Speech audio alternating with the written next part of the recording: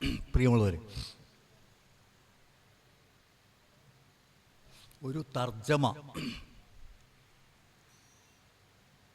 ഒരു നാടിൻ്റെ സാഹിത്യ ചരിത്രത്തിൻ്റെ മാത്രമല്ല, ചരിത്രത്തിൻ്റെ തന്നെ ഗതി മാറ്റിയ സംഭവം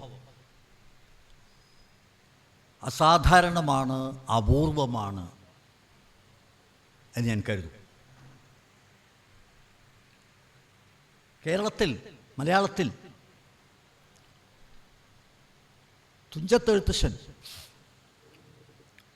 അധ്യാത്മരാമായണം തർജ്ജമ ചെയ്തു. സംസ്കൃതത്തിൽ അധ്യാത്മരാമായണം അത്ര കൊണ്ടാടപ്പെട്ട കൃതിയല്ല, നമുക്കെല്ലാവർക്കും അറിയാം. എന്നാൽ മലയാളത്തിലുള്ള ഈ തർജ്ജമ നമ്മുടെ ഭാഷയുടെയും വിശേഷിച്ച് സാഹിത്യ ഭാഷയുടെയും തലവിധി തിരുത്തിക്കുറിച്ച തർജ്ജമയാണ്. ഇതുപോലെ തന്നെയാണ് വിക്ടർ ഹ്യൂഗോവിൻ്റെ ഫ്രഞ്ച് നോവലിന് മലയാളത്തിൽ പാവങ്ങൾ എന്ന പേരിൽ നാലാപ്പാടൻ തർജ്ജമ ചെയ്തപ്പോൾ സംഭവിച്ചത്. ഒരുപക്ഷേ 1862 ഈ നോവൽ ഫ്രഞ്ച് ഭാഷയിൽ അതിൻ്റെ മൂലകൃതി വന്നപ്പോൾ ഫ്രാൻസിൽ പോലും അത് സൃഷ്ടിക്കാത്ത ഓളങ്ങൾ അതിൻ്റെ ഈ തർജ്ജമയ്ക്ക് ഈ കേരളത്തിൽ സൃഷ്ടിക്കാൻ കഴിഞ്ഞു എന്ന് ഞാൻ കരുതുന്നു. അതിനുള്ള ഒരു കാരണം അത് തുഞ്ചത്തെഴുത്തച്ഛൻ്റെ അധ്യാത്മരാമായണം തർജ്ജമയ്ക്കും ബാധകമാണ്. 19-ാം നൂറ്റാണ്ടിലെ ഫ്രാൻസ് അല്ല, 20-ാം നൂറ്റാണ്ടിൻ്റെ ഒന്നാം പാദം അവസാനിക്കുന്ന സമയത്തെ കേരളം.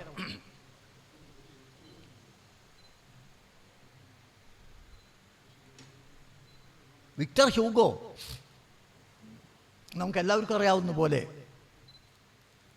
മാർക്സിൻ്റെ സമകാലികനായിരുന്നു. ഹ്യൂഗോ കഥയും കവിതയും നാടകമൊക്കെ എഴുതിയിരുന്ന കാലത്താണ് മാർക്സ് പാരീസിൽ അദ്ദേഹത്തിൻ്റെ പ്രവാസ ജീവിതം നടത്തിയിരുന്നത്.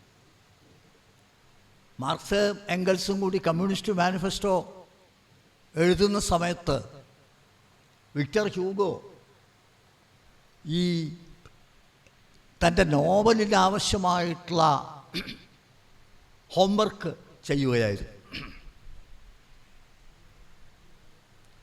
ഹ്യൂഗോ മാത്രമല്ല,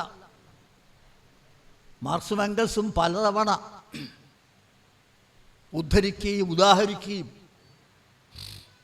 തങ്ങളുടെ സിദ്ധാന്തങ്ങൾ വിശദീകരിക്കുന്നതിനുള്ള ഉപാദാനമായി ഉപയോഗിക്കുകയൊക്കെ ചെയ്ത ബൽസാക്കും അതേ കാലത്ത് ഫ്രാൻസിൽ ജീവിച്ചിരുന്ന ആളാണ്. ഫ്രാൻസ് ആ കാലത്ത് 1789 ഫ്രഞ്ച് വിപ്ലവം, അതിനുശേഷം നെപ്പോളിയൻ വരുന്നു. 1815 വാട്ടർലൂവിൽ നെപ്പോളിയൻ്റെ പരമമായ പരാജയം. 1848 നേരത്തെ പറഞ്ഞു കമ്മ്യൂണിസ്റ്റ് മാനിഫെസ്റ്റോ. ആ കാലം യൂറോപ്യൻ നഗരങ്ങളിലാകെ തൊഴിലാളി വർഗത്തിൻ്റെ വലിയ കലാപങ്ങൾ നടക്കുക. അത് കഴിഞ്ഞ് 1871 പാരീസ് കമ്മ്യൂൺ.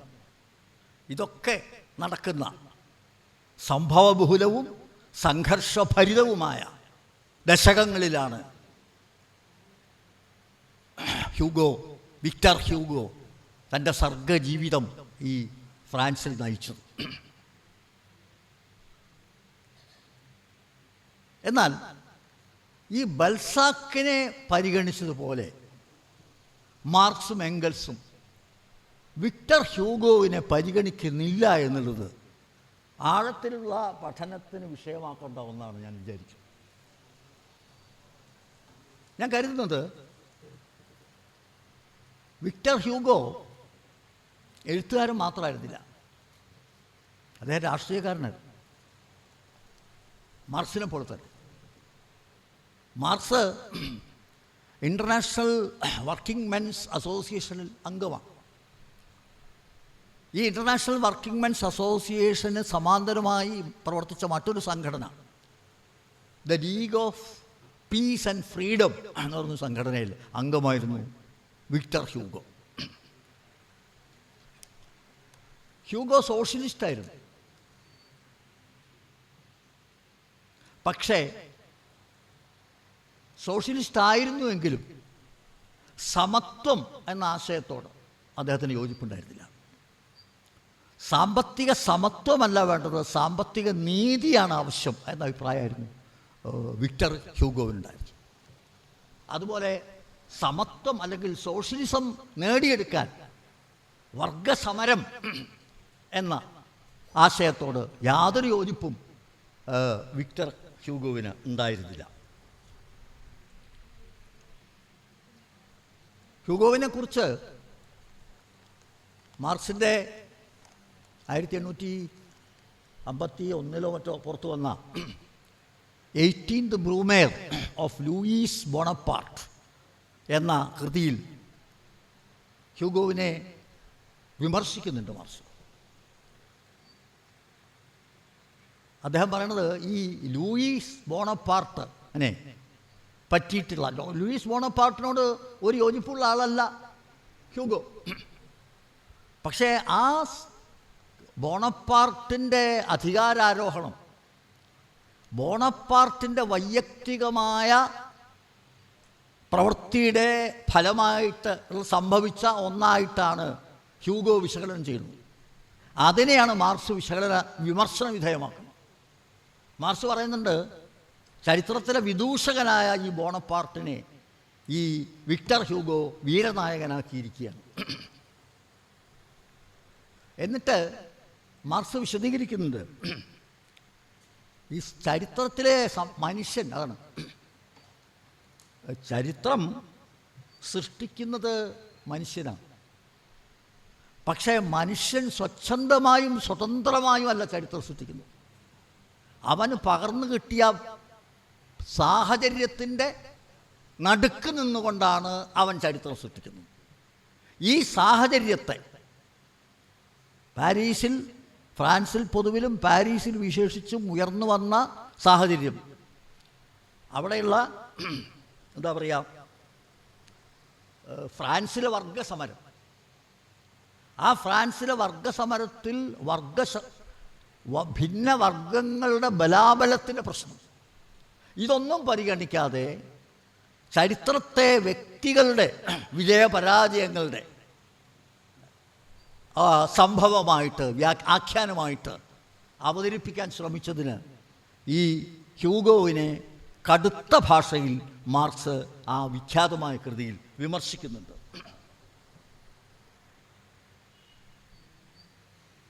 ഹ്യൂഗോ ബെൽസാക്കിനെ പറ്റിയും പറഞ്ഞ അങ്ങനെയല്ല. ബെൽസാക്ക് സോഷ്യലിസ്റ്റ് അല്ല, ഹ്യൂഗോ സോഷ്യലിസ്റ്റാണ്. ബെൽസാക്ക് സോഷ്യലിസ്റ്റ് അല്ല, കടുത്ത വലതുപക്ഷവാദിയാണ്. അദ്ദേഹം പ്രഭു വംശത്തെ പ്രഭാവത്തെ പരിഗണിക്കുന്ന ആളാണ്, ബഹുമാനിക്കുന്ന ആളാണ്, അതിൻ്റെ കൂടെ നിൽക്കുന്ന ആളാണ്.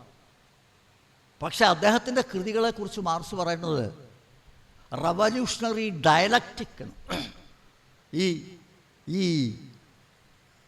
അദ്ദേഹം ചേർന്ന് നിൽക്കുന്ന, ജീവിതത്തിൽ ചേർന്ന് നിൽക്കുന്ന വർഗത്തിൻ്റെ വികാരങ്ങളോടല്ല, അദ്ദേഹം ജീവിതത്തിൽ എതിർക്കുന്ന വർഗങ്ങളുടെ വികാരങ്ങളെ, വിക്ഷോഭങ്ങളെയാണ് ഈ എഴുത്തിൽ കൂടുതൽ തെളിമയോടുകൂടി ആവിഷ്കരിക്കുന്നത് എന്ന് മാർക്സും എംഗൽസും പലവട്ടം പറഞ്ഞിട്ടുണ്ട്. അതുപോലെ തന്നെ ഡിക്കൻസ്, മാർക്സിൻ്റെ ലണ്ടൻ പ്രവാസ കാലത്ത് ഡിക്കൻസ് അവിടെ ഉണ്ട്. ഡിക്കൻസിൻ്റെ വിഖ്യാതമായ നോവലുകളൊക്കെ വരുന്ന ആ കാലത്താണ്. ഡിക്കൻസ് രാഷ്ട്രീയമായിട്ട് എന്തിരിപ്പനായിരുന്നു. ഒരു ഉദാഹരണം പറയുകയാണെന്ന് വെച്ചാൽ ശിപ്പായി ലഹളയെക്കുറിച്ച്. ശിപ്പായി ലഹള ഇവിടെ നടക്കുന്ന സമയത്ത് 1857-58 ശിപ്പായി ലഹള. ആ ശിപ്പായി ലഹള എന്താണ്, അതിക്രൂരമായി അടിച്ചമർത്തപ്പെടുക ചെയ്തു, ചോരയിൽ മുക്കി കൊല്ലുകയാണ് ചെയ്തത്. പക്ഷെ ആ ശിപ്പായി ലഹളയെ ക്രൂരമായി അടിച്ചമർത്തിയ അധികാരത്തെ ബ്രിട്ടീഷ് സൈനിക നടപടിയെ ആവേശപൂർവ്വം പിന്തുണച്ച ആളാണ് ചാൾസ് ഡിക്കൻസ്. രാഷ്ട്രീയമായിട്ട് അറുപന്തിരിപ്പനാണ്. പക്ഷെ ആ ചാൾസ് ഡിക്കൻസിൻ്റെ കൃതികളെ പലതവണ തൻ്റെ രചനകളിൽ പ്രയോജനപ്പെടുത്താൻ മാർക്സ് ശ്രമിച്ചിട്ടുണ്ട്. എന്നാൽ സ്വയം സോഷ്യലിസ്റ്റാണ് എന്ന നിലപാടെടുത്ത ഈ പാവങ്ങളെപ്പോലുള്ള വിഖ്യാതമായൊരു നോവൽ എഴുതിയ വിക്ടർ ഹ്യൂഗോവിനോട് മാർക്സ് അകലവും വിമർശനവും ആണ് പുലർത്തിയിരുന്നത് എന്നുള്ളത് ആലോചനാമൃതമായ ഒരു കാര്യമാണ് എന്ന് ഞാൻ സൂചിപ്പിക്കുകയാണ്. എനിക്ക് തോന്നുന്നത് അങ്ങനെയുള്ളൂ. ഇതാണ് രാഷ്ട്രീയത്തിൻ്റെ ചില സമ്മർദ്ദങ്ങളായിരിക്കാം ചിലപ്പോൾ അതിന് കാരണം കമ്മ്യൂണിസ്റ്റ് മാനിഫെസ്റ്റോയിൽ ഒരു ഭാഗം മുഴുവൻ ആ കാലത്ത് നിലവിലുണ്ടായിരുന്ന വിവിധ സോഷ്യലിസ്റ്റ് ആശയങ്ങളെ കടുത്ത ഭാഷയിൽ വിമർശിക്കുകയും അതിന്ന് വ്യത്യസ്തമാണ് തങ്ങളുടെ സോഷ്യലിസ്റ്റ് സങ്കല്പം എന്ന് സ്ഥാപിച്ചെടുക്കാൻ ശ്രമിക്കുകയാണ് കമ്മ്യൂണിസ്റ്റ് മാനിഫെസ്റ്റോയിൽ മാർക്സും എംഗൽസും ചെയ്യുന്നത്. അപ്പോൾ ആ ഒരു പോളിമിക്സ് ഉണ്ട്. അവിടെ നടക്കുന്ന രാഷ്ട്രീയ തർക്കവിതർക്കങ്ങളുണ്ട്. ആ രാഷ്ട്രീയ തർക്കവിതർക്കങ്ങളിൽ ഈ വിക്ടർ ഹ്യൂഗോവിന് ഒരു കൺസെഷനും കൊടുക്കാൻ കഴിയില്ല എന്നുള്ളത് കൊണ്ടായിരിക്കാം അദ്ദേഹത്തിൻ്റെ സാഹിത്യ സംഭാവനകളെ കൂടി ഈ പറഞ്ഞ കടുത്ത വലതുപക്ഷക്കാരായ ബെൽസാക്കിൻ്റെയും ഡിക്കൻസിൻ്റെയും ഒക്കെ കൃതികളെ ഉദാരമായി സമീപിച്ച മാർക്സ് ആ ആനുകൂല്യം ആർക്ക് കൊടുക്കുന്നില്ല? വിക്ടർ ഹ്യൂഗോവിന് കൊടുക്കുന്നില്ല എന്നുള്ളത് നമ്മൾ എന്ന് കൗതുകകരമായ ഒരു കാര്യമാണ്. മാർക്സിൻ്റെ കമ്മ്യൂണിസ്റ്റ് മാനിഫെസ്റ്റോയിലെ വളരെ പ്രസിദ്ധമായ ഒരു വാക്യമുണ്ട്. ഈ ഫ്യൂഡലിസം ചെയ്തെന്താ? കമ്മ്യൂണിസ്റ്റ് മാനിഫെസ്റ്റോ മുതലാളിത്തത്തിൻ്റെ സ്ട്രെങ്ത്തും വീക്ക്നെസ്സും രണ്ടും കാണിക്കുന്നുണ്ട്. ഒരു ചെറിയ എന്തായിരുന്നു പറയുക, മഞ്ഞുതുള്ളിയിൽ കാട് മുഴുവൻ കാണാമെന്ന് പറയുന്ന പഴയൊരു പ്രയോഗം പോലെ ഒരു ചെറിയ ലഘുലേഖയിൽ ഈ വളർന്നുകൊണ്ടിരിക്കുന്ന മുതലാളിത്തത്തിൻ്റെ ബലവും ദൗർബല്യവും ഇങ്ങനെ ചിമിഴിൽ ഒതുക്കിയതുപോലെ അവതരിപ്പിക്കുന്ന ഒരു സാധനമാണ് ഈ കമ്മ്യൂണിസ്റ്റ് മാനിഫെസ്റ്റോ. അപ്പം അതിൽ അദ്ദേഹം പറയുന്നത്, മാർക്സും എംഗൽസും സൂചിപ്പിക്കുന്ന വളരെ പ്രസിദ്ധമായ ഒരു വാക്യം, ഈ നിലവിലുള്ള ഫ്യൂഡലിസം എന്ന് പറയുന്നത് മതത്തിൻ്റെയും രാഷ്ട്രീയത്തിൻ്റെയും മിഥ്യയുടെ മറവിൽ വർഗചൂഷണത്തെ മറച്ചു വയ്ക്കുകയാണ് ചെയ്യുന്നത്. എന്നാൽ ഈ ഫ്യൂഡലിസത്തിനെതിരായി ഉയർന്നു വരുന്ന മുതലാളിത്തമാകട്ടെ നഗ്നമായി നാണം കെട്ട രീതിയിൽ പ്രത്യക്ഷമായി ക്രൂരമായി നടത്തുന്ന ചൂഷണത്തെ ഈ മറച്ചു വയ്ക്കപ്പെട്ട ചൂഷണത്തിൻ്റെ സ്ഥാനത്ത് പ്രതിഷ്ഠിക്കുകയാണ് ചെയ്തത് എന്ന് പറയുന്നുണ്ട്.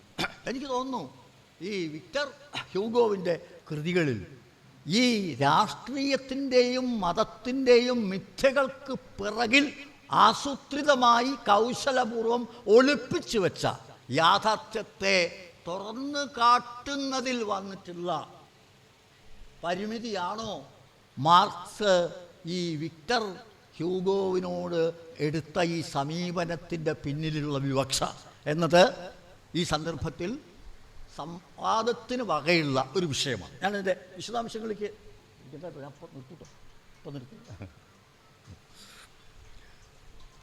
എൻ്റെ വിഷയം എന്താണ്? ഈ പാവങ്ങളുടെ തർജ്ജമ പുരോഗമന സാഹിത്യ പ്രസ്ഥാനവുമായിട്ട് ബന്ധപ്പെടുത്തിക്കൊണ്ട് അതിൻ്റെ ഒരു പ്രാധാന്യമാണ് എനിക്ക് പറയാനുള്ളത്. അപ്പോൾ പുരോഗമന സാഹിത്യ പ്രസ്ഥാനത്തിൻ്റെ ചരിത്രം എഴുതിയിട്ടുള്ള ആളുകളൊക്കെ, ഇപ്പോൾ ഏറ്റവും അവസാനം പുരോഗമന സാഹിത്യ പ്രസ്ഥാനത്തിൻ്റെ ചരിത്രം എഴുതിയത് ഈയിടെ അന്തരിച്ച M.R. ചന്ദ്രശേഖരൻ. അദ്ദേഹം പറയണത് പാരീസിൽ നിന്ന് ലണ്ടൻ വഴി ലക്നൗവിലെത്തി അവിടുന്ന് നേരെ ഇങ്ങോട്ട് വന്നു പുരോഗമന സാഹിത്യത്തിന് എന്ന് പറഞ്ഞാൽ വളരെ ലളിതമായി വളരെ ലാഘവബുദ്ധിയോടുകൂടിയാണ് കേരളത്തിലെ പുരോഗമന സാഹിത്യ പ്രസ്ഥാനത്തിൻ്റെ ഉദയത്തെ M.R. ചന്ദ്രശേഖരൻ വിശദീകരിക്കുന്നത്. കേസരി ബാലകൃഷ്ണ പിള്ള പറയുന്നത് 1914 രണ്ടാം ലോക യുദ്ധം സൃഷ്ടിച്ചുള്ള സാമ്പത്തിക മാന്ദ്യം, 1917 ഒക്ടോബർ സോഷ്യലിസ്റ്റ് വിപ്ലവം, കേരളത്തിലെ അവർണ ഹിന്ദുക്കളിലും തൊഴിലാളികളിലും ഉയർത്തിക്കൊണ്ടുവന്ന സമത്വ സ്ഥാപന മോഹം, ഇതാണ് പുരോഗമന സാഹിത്യത്തെ സാധ്യമാക്കിയ അന്തരീക്ഷമെന്ന് വളരെ കൃത്യമായിട്ട് കേസരി പറയുന്നു. എന്നിട്ട് കേസരി പറയുന്നു, പുരോഗമന സാഹിത്യത്തെ പ്രോദ്ഘാടനം ചെയ്ത കൃതി കുമാരനാശാൻ്റെ ദുരവസ്ഥയാണ്. മറ്റൊരു പ്രധാനപ്പെട്ട ഒരു പുസ്തകമാണ് പി.കെ. ഗോപാലകൃഷ്ണൻ. അദ്ദേഹം പുരോഗമന സാഹിത്യം നിഴലും വെളിച്ചവും എന്ന് പറയുന്നൊരു പുസ്തകമാണ്. ആ പുസ്തകത്തിൽ പറയുന്നത് ഈ ഇന്ദുലേഖയാണ് പുരോഗമന സാഹിത്യത്തിൻ്റെ തുടക്കം കുറിച്ചത്. അദ്ദേഹത്തിന് അതിൻ്റെ ന്യായീകരണം എന്ന് വെച്ചാൽ പുരോഗമനം എന്ന് പറഞ്ഞാൽ നവോത്ഥാനമാണ് പുരോഗമനം. നവോത്ഥാനമാണ് പുരോഗമനം. നവോത്ഥാനം എന്ന് പറഞ്ഞാൽ എന്താ? സ്ത്രീകളുടെ സ്വാതന്ത്ര്യവും ലിംഗസമത്വവും.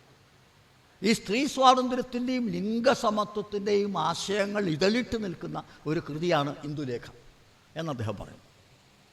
ഞാൻ ഈ അഭിപ്രായങ്ങളോടൊക്കെ വിയോജിക്കുന്ന ഒരാളാണ്. വിശദാംശങ്ങളിലേക്ക് ഞാൻ പോകുന്നില്ല. Doctor P K. ഗോപാലകൃഷ്ണൻ പറയുന്ന പോലെ നവോത്ഥാനമാണ് പുരോഗമനം എന്ന് പറഞ്ഞാൽ സാമാന്യമായിട്ട് ശരിയാണ്. പക്ഷെ പുരോഗമന സാഹിത്യ പ്രസ്ഥാനം എന്ന് പറയുന്നത് സ്പെസിഫിക്കായിട്ടുള്ള ഒരു പ്രത്യേക കാലത്ത് ഉദിക്കുകയും വളരുകയും ശിഥിലമാവുകയും പിന്നെ വീണ്ടും തിരിച്ചു വരികയും ഒക്കെ ചെയ്ത വളരെ സവിശേഷമായ ചില സ്പെസിഫിസിറ്റികളുള്ള ഒരു പ്രത്യേക കാലത്തിൻ്റെ പ്രോഡക്റ്റാണ്. സാഹിത്യത്തിലെ പുരോഗമനവും പുരോഗമന സാഹിത്യവും ഒന്നല്ല. സാഹിത്യത്തിൽ പുരോഗമനപരമായ ആശയങ്ങൾ എല്ലാ കാലത്തും ആണ്.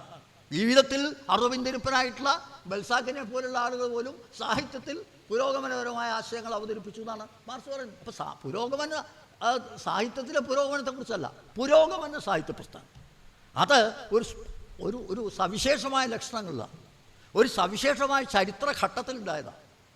അങ്ങനെ പരിശോധിക്കുമ്പോൾ നവോത്ഥാനമാണ് പുരോഗമനം എന്ന് പറയാൻ പറ്റില്ല. കാരണം സാഹിത്യത്തിലെ ഈ പുരോഗമന സാഹിത്യം എന്ന് പറഞ്ഞാൽ നവോത്ഥാനം പുരോഗമനമാണ്. പക്ഷെ പുരോഗമന സാഹിത്യം എന്ന് പറഞ്ഞാൽ നവോത്ഥാന ആശയങ്ങളുടെ ആവിഷ്കാരമാണെന്ന് പറഞ്ഞാൽ ശരിയാവില്ല. അങ്ങനെയാണെങ്കിൽ നമുക്ക് ഈ ഇന്ദുലേഖയിൽ അതിൻ്റെ പിന്നൊക്കെ കൊണ്ടുപോകാം. ഇപ്പോൾ നമ്മുടെ കളിപ്പാട്ട് നേരത്തെ പറഞ്ഞു, തുഞ്ചത്തെഴുത്തച്ഛൻ, കുഞ്ചൻ നമ്പ്യാർ, അല്ലെങ്കിൽ ആ കാലത്തെ കൃതികൾ, പാട്ടുപ്രസ്ഥാനം എന്നൊക്കെ നമ്മൾ പറയില്ലേ, ആ മധ്യകാല കൃതികൾ, ഭക്തിപ്രസ്ഥാനം, ഇതിലൊക്കെ ഈ നവോത്ഥാന ആശയങ്ങളുടെ നാമ്പുകൾ നമുക്ക് കാണാൻ പറ്റും. വാസ്തവത്തിൽ കേരളത്തിലെ നവോത്ഥാനത്തിൻ്റെ ഒരു ആരംഭം, ഒരു തുടക്കം ആ ഭക്തിപ്രസ്ഥാനത്തിൽപ്പെട്ട കവികളുടെ കവിതകളിൽ നമുക്ക് കാണാൻ പറ്റും. നവോത്ഥാന ആശയങ്ങൾ ആദ്യമായിട്ട് അവതരിപ്പിക്കുന്നതിലാണ്. അപ്പം ആ നവോത്ഥാനമല്ല പുരോഗമന സാഹിത്യം എന്ന് പറഞ്ഞാൽ. അതുകൊണ്ട് ഞാൻ പറയാണ്, പുരോഗമന സാഹിത്യത്തിൻ്റെ തുടക്കം അല്ലെങ്കിൽ പുരോഗമന സാഹിത്യത്തെ എന്താണ് അതിൻ്റെ സ്വിച്ച് ഓൺ കർമ്മം നിർവഹിച്ച കൃതി പാവങ്ങൾ. അതിൽ യാതൊരു തർക്കമില്ല. അതാണ് എൻ്റെ ആർഗ്യുമെൻറ്റ്. പാവങ്ങൾ 1925 വരുന്നത്, 100 കൊല്ലം. ഈ 1925 തന്നെയാണ് ഗാന്ധി ഗുരു സംവാദം നടക്കുന്നത്. ഗാന്ധിയും ഗുരുവും തമ്മിലുള്ള സംവാദത്തിൽ വളരെ പ്രധാനപ്പെട്ട വളരെ ശ്രദ്ധേയമായൊരാശയം ഗുരു ഉയർത്തുന്നുണ്ട്. ജാതി നിർമ്മാർജ്ജനത്തെക്കുറിച്ച് പല ആശയങ്ങൾ ഗാന്ധിയുടെ എന്താണ് ഐത്തോച്ചാടന പരിപാടിയുണ്ട്. അംബേദ്കർ മുന്നോട്ട് വച്ചിട്ടുള്ള ചില ആശയം, ഞാനതിൻ്റെ വിശദാംശങ്ങളിൽ പോകുന്നില്ല. ഇതെല്ലാം അവിടെ ചർച്ച ചെയ്യപ്പെടുന്നുണ്ട്. പക്ഷെ നാരായണ ഗുരു അസന്നിഗ്ധമായ അവസാനം പറയുന്നതാണ്, ജാതിപരമായ അസമത്വം അവസാനിപ്പിക്കണമെങ്കിൽ വിദ്യയും വിത്തവും ആവശ്യമാണ്. എന്ന് പറഞ്ഞാൽ സാമ്പത്തികവും സാംസ്കാരികവുമായ ഒരു പുനർവിതരണം, നിലവിലുള്ള ഈ സാമ്പത്തിക സാംസ്കാരിക ഘടനയിൽ ഒരു റീസ്ട്രക്ചറിങ്ങും ഒരു റീഡിസ്ട്രിബ്യൂഷനും നടക്കാതെ ജാതികൃതമായിട്ടുള്ള അസമത്വം അവസാനിക്കില്ല എന്ന് പറഞ്ഞ ആദ്യത്തെ ആള് നാരായണ ഗുരു. ഇതേ ആശയം ഇവിടെ നേരത്തെ കുട്ടി ധരിച്ചില്ലേ, നമ്മളുടെ പാവങ്ങൾ ഇതിൻ്റെ അവതാരികയിൽ അതിൻ്റെ ആമുഖത്തിൽ വിക്ടർ ഹ്യൂഗോ പറയുന്നുണ്ടല്ലോ, എന്താണ് അജ്ഞതയും ദാരിദ്ര്യവും നിലനിൽക്കുന്നിടത്തോളം കാലം ഈ കൃതി പ്രസക്തമാണ് എന്ന് അതിൻ്റെ ഓർഡർ തന്നെ പറയുന്നില്ലേ, അജ്ഞതയും ദാരിദ്ര്യവും. അപ്പോൾ അജ്ഞതയും ദാരിദ്ര്യവുമാണ് അവസാനിപ്പിക്കേണ്ടത് എന്ന ആശയം തന്നെയാണ് പാവങ്ങൾ ഉയർത്തിക്കൊണ്ടുവന്നത്. അതേ ആശയം ഈ 1925 ഗാന്ധിയുമായിട്ടുള്ള സംവാദത്തിൽ ആര് പറയുന്നുണ്ട്, നാരായണ ഗുരു പറയുന്നുണ്ട്. ഇതിൻ്റെ പശ്ചാത്തലത്തിൽ വേണം നമുക്ക് ഈ കൃതിയിലേക്ക് കിടക്കാൻ. ഇപ്പം ദാരിദ്ര്യം എന്നതൊരു പ്രധാനപ്പെട്ട പ്രശ്നം. അജ്ഞതയും ഈ അജ്ഞതയിൽ ദാരിദ്ര്യം ഇല്ലാതെ ആയാലേ അജ്ഞത ഇല്ലല്ലോ, അജ്ഞത ഇല്ലാതെ ആയാലേ ദാരിദ്ര്യം ഇല്ല. ഇത് റെസിപ്രോസിറ്റി ഉണ്ട് തമ്മിൽ, വളരെ പ്രധാനപ്പെട്ടതാണ്. കാരണം അത് വളരെ വളരെ വളരെ കൃത്യമാണ്. ഇപ്പോൾ ദാരിദ്ര്യവും അജ്ഞതയും സൃഷ്ടിക്കുന്ന ചൂഷണം, ആ ചൂഷണത്തെ തുറന്നു കാട്ടുക എന്നത് സാഹിത്യത്തിൻ്റെ പരമമായ ലക്ഷ്യമായി മാറുന്നത് മലയാള സാഹിത്യത്തിൽ ദാരിദ്ര്യവും അജ്ഞതയുടെയും കാരണം ചൂഷണമാണ്, വർഗചൂഷണമാണ് എന്ന ആശയം. ആ വർഗചൂഷണത്തെ തുറന്നു കാട്ടലാണ് സാഹിത്യകാരൻ്റെ പരമമായ ദൗത്യം എന്ന ബോധത്തിലേക്ക് മലയാള സാഹിത്യത്തെ മാറ്റിത്തീർത്ത ഏറ്റവും പ്രധാനപ്പെട്ട ഒരു ഇൻ്റർവെൻഷനാണ് പാവങ്ങളുടെ തർജ്ജമ.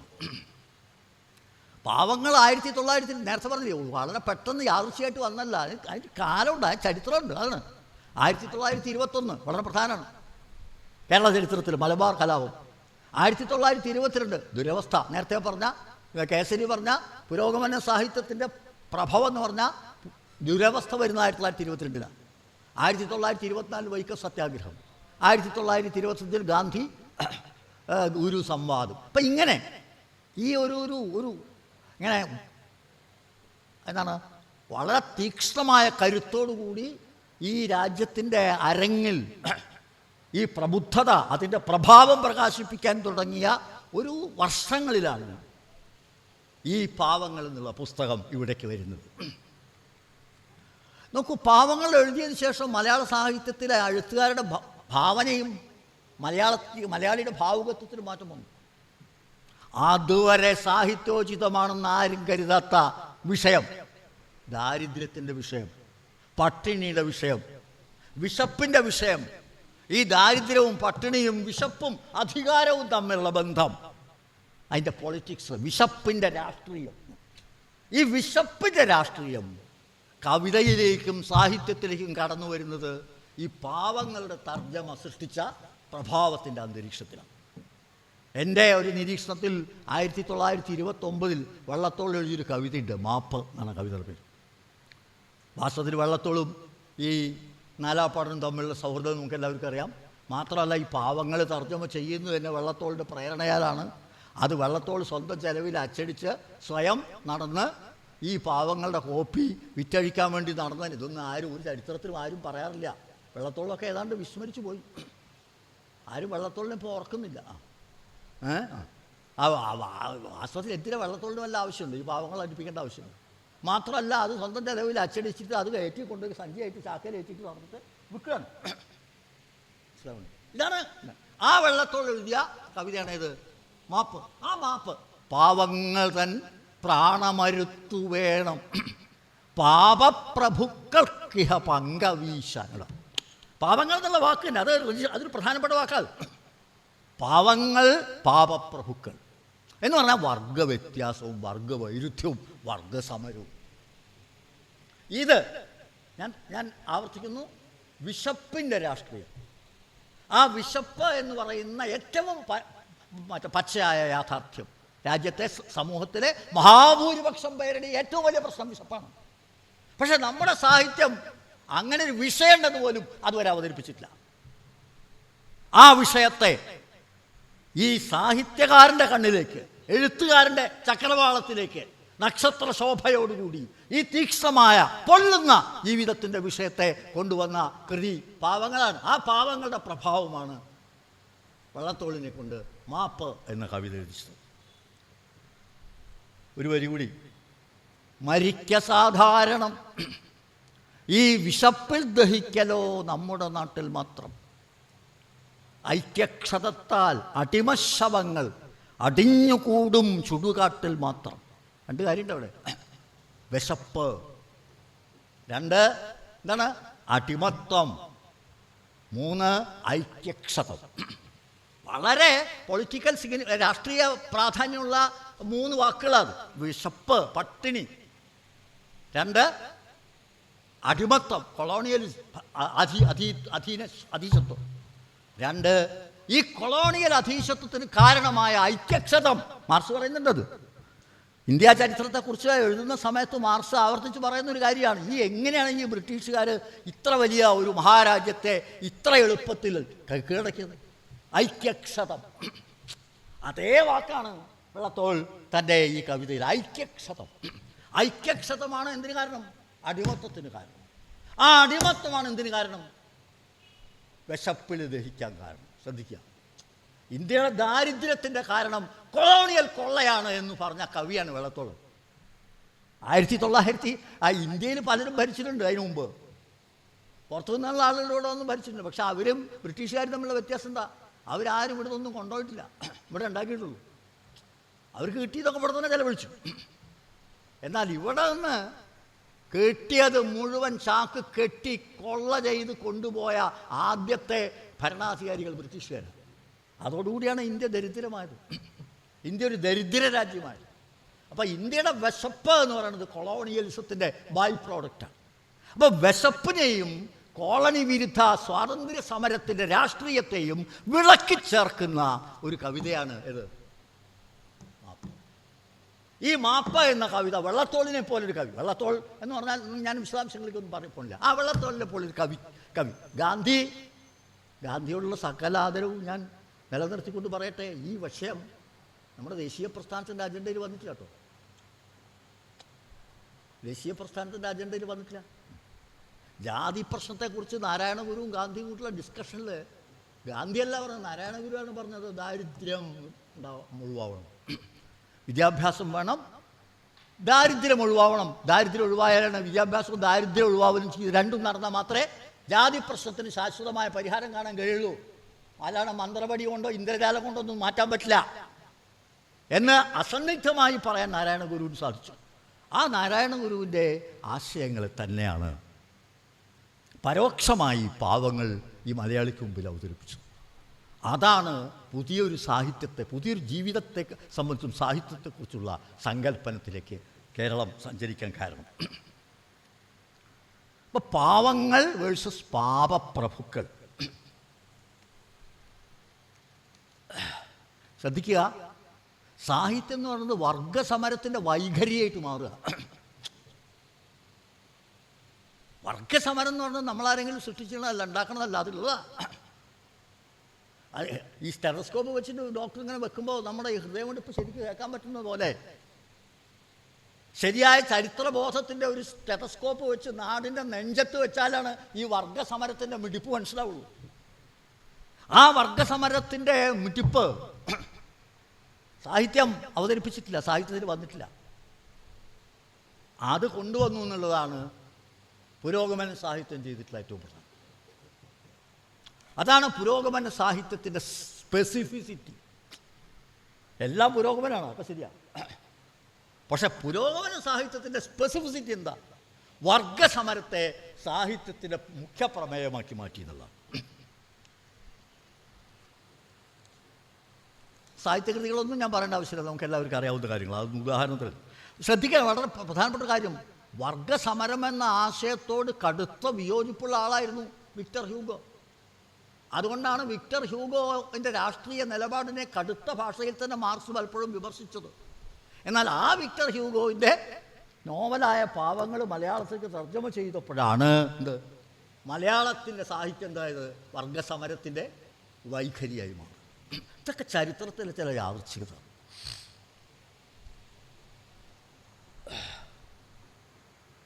ഞാനിത് സ്ഥാപിക്കാൻ പുരോഗമന സാഹിത്യം എന്ന് പറഞ്ഞാൽ വർഗസമരത്തെ സാഹിത്യത്തിലെ മുഖ്യ പ്രമേയമാക്കിയ മലയാളത്തിലെ സാഹിത്യ ശാഖയ്ക്കാണ് പുരോഗമന സാഹിത്യം എന്ന് പറയാം എന്ന് ഞാൻ പറയുന്നു. ഞാനത് പറയുന്നതിന് ഞാൻ സാക്ഷി ഹാജരാക്കാം. സാക്ഷിയെ ഹാജരാക്കാന്ന് പറഞ്ഞാൽ അതിലും മീത് വലിയൊരു സാക്ഷിയില്ല. ആ സാക്ഷിയുടെ പേര് കുട്ടികൃഷ്ണന്മാരാണ്. പുരോഗമന സാഹിത്യ കണ്ടെടുത്ത് വെച്ചെല്ലാം കല്ലെറിയാൻ വേണ്ടിയാണ് താൻ പേന എടുത്തത് എന്ന് ഏറ്റുപറഞ്ഞ ആളാണ് മാരാർ. ഞാൻ മാരാരിലുള്ള എല്ലാ ബഹുമാനം വെച്ചിട്ടായിട്ട് പറഞ്ഞതാണ്. ആ മാരാർ എഴുതിയിട്ടുണ്ട്, പ്രഭുവർഗത്തിനും തൊഴിലാളി വർഗത്തിനും തമ്മിൽ തീരാ പക വളർത്തുകയാണ് സാഹിത്യകാരൻ്റെ ധർമ്മമെന്ന് തൊണ്ട കീറി വാദിക്കുന്നൊരു സാഹിത്യ കക്ഷിയുണ്ട്. എന്ന് പറഞ്ഞാൽ പുരോഗമന സാഹിത്യ പ്രസ്ഥാനം, അതാണ് സാഹിത്യ കക്ഷി. അവരുമായി രാജിയാവാൻ ഒരു വഴിയുമില്ല എന്ന് കന്നിക്കൊയ്ത്തിൻ്റെ അവതാരികയിൽ മാരാർ. ഇത് പുരോഗമന സാഹിത്യം എന്താണ് എന്ന് കൃത്യമായി, അത് വിമർശനാത്മകമായിട്ടാണ് അദ്ദേഹം പറഞ്ഞത്, പക്ഷെ സത്യമാണ്. മാരാർ വളരെ ക്രാന്തദർശിയാണല്ലോ. സാഹിത്യത്തിൻ്റെ ഹൃദയം കാണാൻ ഇത്രയേറെ തെളിഞ്ഞ കാഴ്ചയുള്ള മറ്റൊരു നിരൂപകൻ മലയാളത്തിൽ ജനിച്ചിട്ടില്ല. ആ മാരാർ പുരോഗമന സാഹിത്യത്തെ എന്താണ് ഡയഗ്നോസിസിലാണ്, കൃത്യമായിട്ട് ഒരു രോഗനിർണ്ണയമാണ്. അതാണ് രോഗം. ഇതാണ് പുരോഗമന സാഹിത്യത്തിൻ്റെ രോഗം. പക്ഷെ അതാണ് പുരോഗമന സാഹിത്യത്തിൻ്റെ ഇത് സാധ്യത, സിദ്ധി എന്നാണ് എൻ്റെ പക്ഷം. ഞാനിത് അവസാനിപ്പിക്കാം. ഇപ്പം പറഞ്ഞു വന്നത്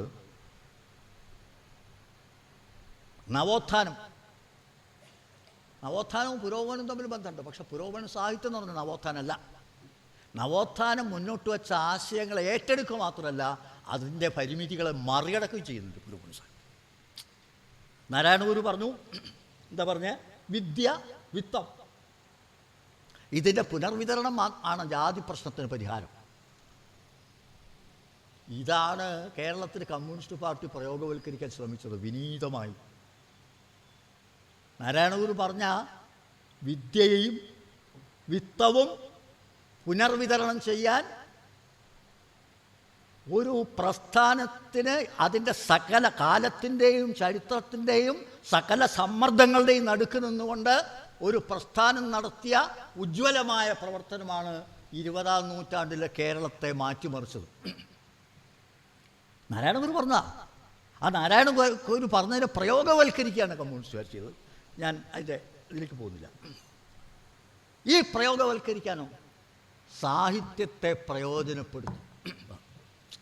നാരായണ ഗുരു പറഞ്ഞ ആശയത്തെ പ്രയോഗവൽക്കരിക്കുന്നതിന് സാഹിത്യത്തെ പ്രയോജനപ്പെടുത്തുകയാണ് കമ്മ്യൂണിസ്റ്റുകാർ ചെയ്തത്. അതാണ് പുരോഗമന സാഹിത്യം. മാർക്സിൻ്റെ ഒരു പ്രസിദ്ധമായ ഒരു കമൻ്റ് ഉണ്ടല്ലോ, the weapon of criticism cannot of course replace criticism of the weapon. വിമർശനത്തിൻ്റെ ആയുധത്തിന് പകരമല്ല ആയുധത്തിൻ്റെ വിമർശനം എന്ന് പറഞ്ഞാൽ, ആയുധത്തിൻ്റെ വിമർശനം എന്ന് പറഞ്ഞാൽ തടിയിൽ ഇറച്ചിയിൽ മണ്ണാവുന്ന കേസാണ് കേട്ടോ ആയുധത്തിൻ്റെ വിമർശനം. വിമർശനത്തിൻ്റെ ആയുധത്തിന് പകരമല്ല, അല്ലെങ്കിൽ ആയുധത്തിൻ്റെ വിമർശനത്തിന് പകരമല്ല എന്ത്, വിമർശനത്തിൻ്റെ ആയുധം എന്ന് പറഞ്ഞാൽ ഒരു ഭൗതിക ശക്തിയെ മാറ്റണം വെച്ചാൽ ഒരു ഭൗതിക ശക്തിക്ക് സാധിക്കും.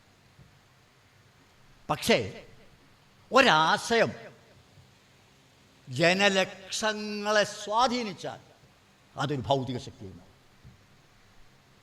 ഒരാശയം ജനലക്ഷങ്ങളെ സ്വാധീനിച്ചാൽ അതൊരു ഭൗതിക ശക്തിയാണ്. അപ്പോൾ വർഗസമരത്തിലൂടെ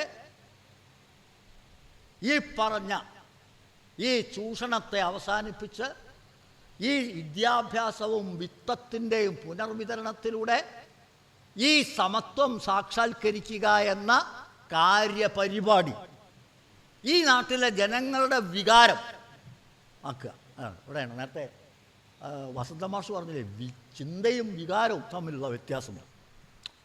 വികാരം അതൊരു വികാരമാക്കി മാറ്റുന്നതിന് വേണ്ടി, അതാണ് പുരോഗമന സാഹിത്യം കേരള ചരിത്രത്തിൽ ഏറ്റെടുത്ത ഏറ്റവും പ്രധാനപ്പെട്ട മൗലികമായ ദൗത്യം.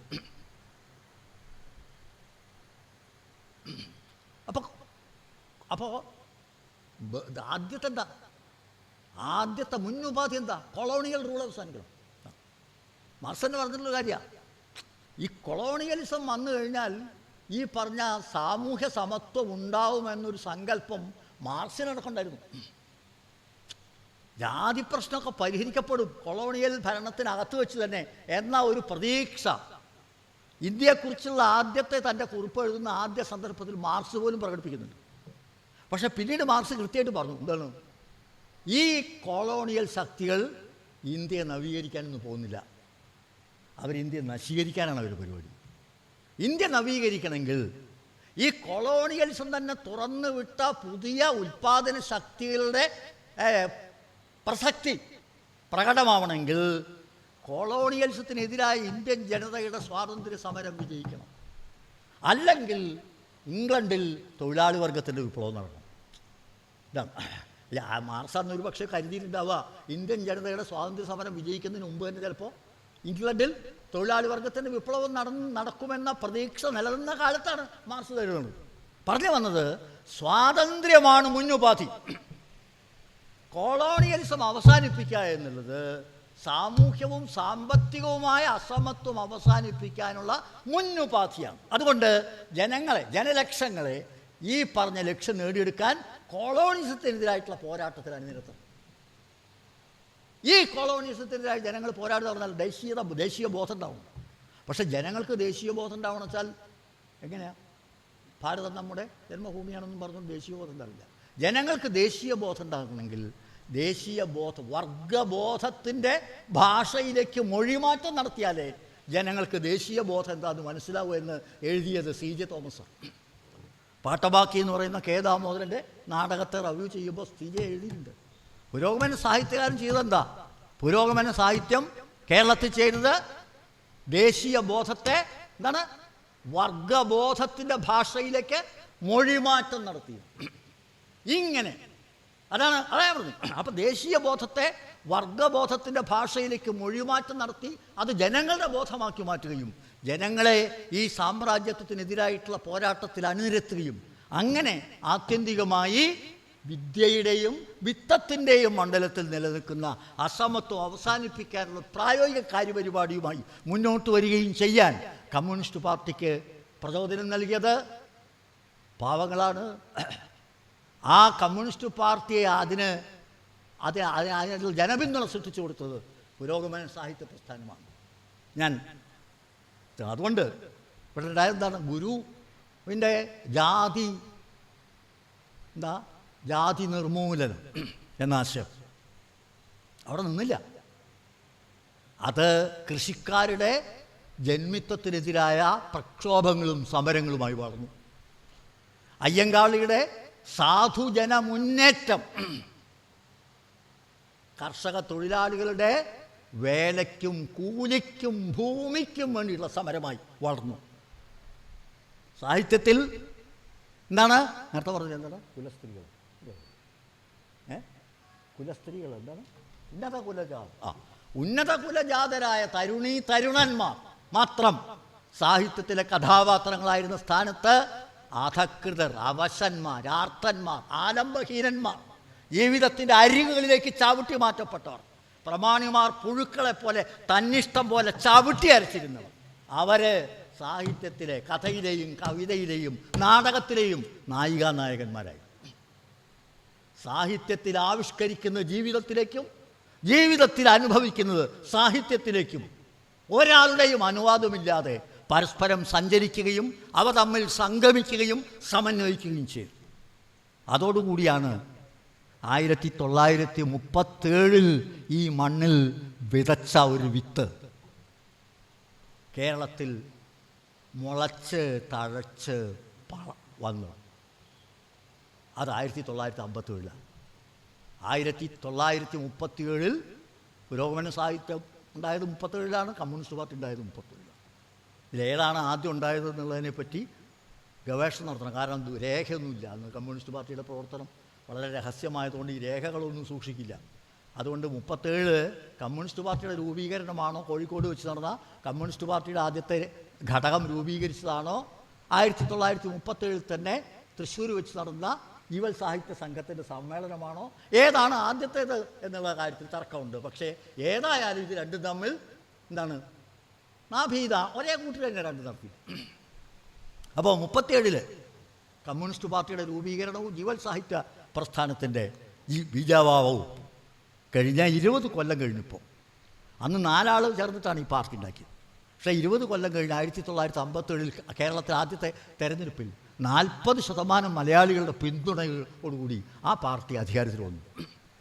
20 കൊല്ലം കൊണ്ട് ഈ വലിയ മെറ്റമോർഫോസിസ് കാരണം ഈ പുരോഗമന സാഹിത്യം. ഞാൻ നേരത്തെ പറഞ്ഞ പോലെ വർഗബോധത്തിൻ്റെ ഭാഷയിൽ ലേക്ക് മൊഴിമാറ്റം നടത്തി മലയാളിയെ ദേശീയ ബോധത്തിൻ്റെ പതാകാവാഹകരാക്കി എന്നുള്ളതാണ് ഇന്ത്യയിലെ മറ്റെല്ലാ സംസ്ഥാനങ്ങളിൽ നിന്നും കേരളത്തെ വ്യത്യസ്തമാക്കിയത് എന്ന കാര്യം ആഴത്തിലുള്ള പഠനം ആവശ്യപ്പെടുന്ന ഒരു നിരീക്ഷണമാണ് എന്നുകൂടി സൂചിപ്പിച്ചുകൊണ്ട് ഈ 1957 പുതിയ കേരളം പുലർന്നു ചുവന്നു.